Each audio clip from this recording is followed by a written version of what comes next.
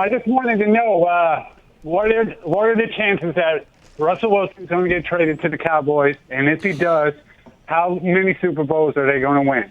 All right, Juice, good question. Juice, I think, a Cowboy fan, if I do recall right from his first call, or might have been a guy from Oklahoma. I do not recall. But if Russ goes to the Cowboys, it's going to be tough to win a Super Bowl, obviously, still, because the way teams have been constructed around the league at this point, it's going to be difficult to beat a few of the squads there, including Dallas, even though they paid a lot of people. It feels like that team is, I don't know. I assume I'll buy into the fact that they have a roster that'll win a Super Bowl at some point because it happens every fucking year with the Cowboys. But Russell Wilson definitely helps their team get better. I don't know if they win a Super Bowl in the next 4 years. Do you?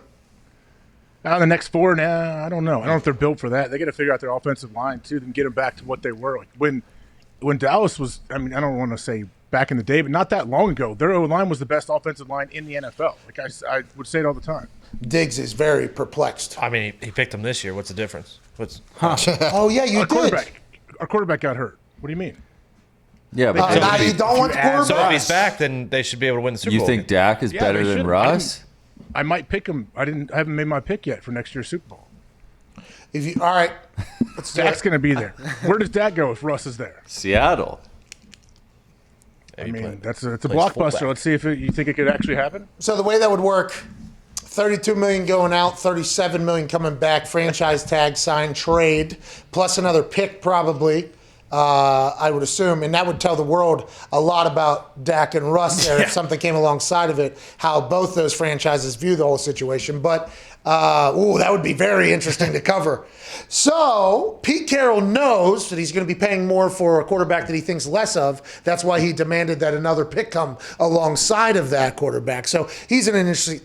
We could talk about that forever if that happens. That would be great, stir the pot bullshit controversy that we could just talk about, which is kind of a cesspool, and maybe we shouldn't do that anymore. Let's not do that if this happens, okay? Let's make a promise today. We will not talk about that happening if the Seattle Seahawks demand a draft pick alongside Dak Prescott. We cannot make that a toxic situation. Okay? Writing it down right now. Thank you. Tell Siri, please. Yep. Oh, what are they? Do not bring up all that stuff that he just talked about.